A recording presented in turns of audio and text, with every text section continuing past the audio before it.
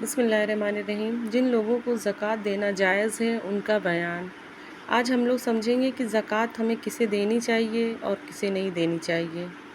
تو مسئلہ نمبر 1، جس کے پاس 52.5 تولہ چاندی یا 7.5 تولہ سونا یا اتنی ہی قیمت کا سوداگری کا اسباب ہو، اس کو شریعت میں مالدار کہتے ہیں۔ ایسے شخص کو زکوٰۃ کا پیسہ دینا درست نہیں، اور اس کو زکوٰۃ کا پیسہ لینا اور کھانا بھی حلال نہیں۔ اسی طرح جس کے پاس اتنی ہی قیمت کا کوئی مال ہو جو سوداگری کا اسباب، سوداگری مینس بزنس کا اسباب تو نہیں لیکن ضرورت سے زائد ہے، وہ بھی مالدار ہے، ایسے شخص کو بھی زکوٰۃ کا پیسہ دینا درست نہیں، اگرچہ کہ خود اس قسم کے مالدار پر زکوٰۃ بھی واجب ہے۔ اور مسئلہ نمبر 2 ہے، اور جس کے پاس اتنا مال نہیں بلکہ تھوڑا مال ہے یا کچھ بھی نہیں، یعنی ایک دن کے گزارا کے موافق بھی نہیں، اس کو غریب کہتے ہیں۔ ایسے لوگوں کو زکوٰۃ کا پیسہ دینا درست ہے اور ان لوگوں کو لینا بھی درست ہے۔ اب مسئلہ نمبر 3، بڑی بڑی دیگیں اور بڑے بڑے فرش فروش اور شامیانے جن کی برسوں میں ایک آدھ دفعہ کہیں شادی بیاہ میں ضرورت پڑتی ہے اور روزمرہ کی ضرورت نہیں ہوتی، وہ ضروری اسباب میں داخل نہیں۔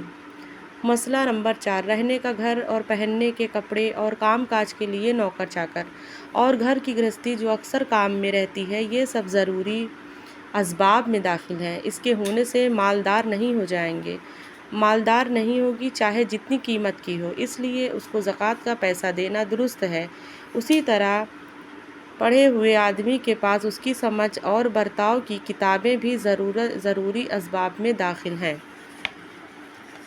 اب مسئلہ نمبر 5، کسی کے پاس 10-5 مکان ہیں جن کا کرایہ پر جاتی ہے اور اس کی آمدنی سے گزر کرتی ہے، یا ایک آدھ گاؤں ہے جس کی آمدنی آتی ہے لیکن بال بچے اور گھر میں کھانے پینے والے لوگ اتنے زیادہ ہیں کہ اچھی طرح بسر نہیں ہوتی اور تنگی رہتی ہے، اور اس کے پاس کوئی ایسا مال بھی نہیں ہے جس میں زکوٰۃ واجب ہو، تو ایسے شخص کو بھی زکوٰۃ کا پیسہ دینا درست ہے۔ مسئلہ نمبر 6، کسی کے پاس 1000 روپے نقد موجود ہے لیکن وہ پورے 1000 روپے کا یا اس سے بھی زائد کا قرض دار ہے، تو اس کو بھی زکوٰۃ کا پیسہ دینا درست ہے۔ اور اگر قرضہ 1000 روپے سے کم ہو تو دیکھو قرضہ دے کر کتنے روپے بچتے ہیں، اور اگر اتنے بچیں جتنے میں زکوٰۃ واجب ہوتی ہے تو اس کو زکوٰۃ کا پیسہ دینا درست نہیں، اور اگر اس سے کم بچیں تو دینا درست ہے۔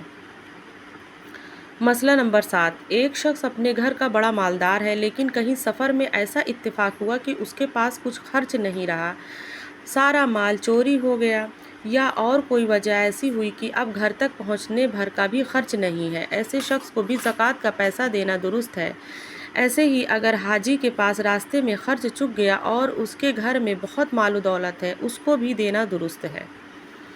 مسئلہ نمبر 8، زکوٰۃ کا پیسہ کسی کافر کو دینا درست نہیں، مسلمان ہی کو دے، اور زکوٰۃ اور عشر و صدقہ فطر اور نذر کفار کے سوا اور خیر خیرات کافر کو بھی دینا درست ہے۔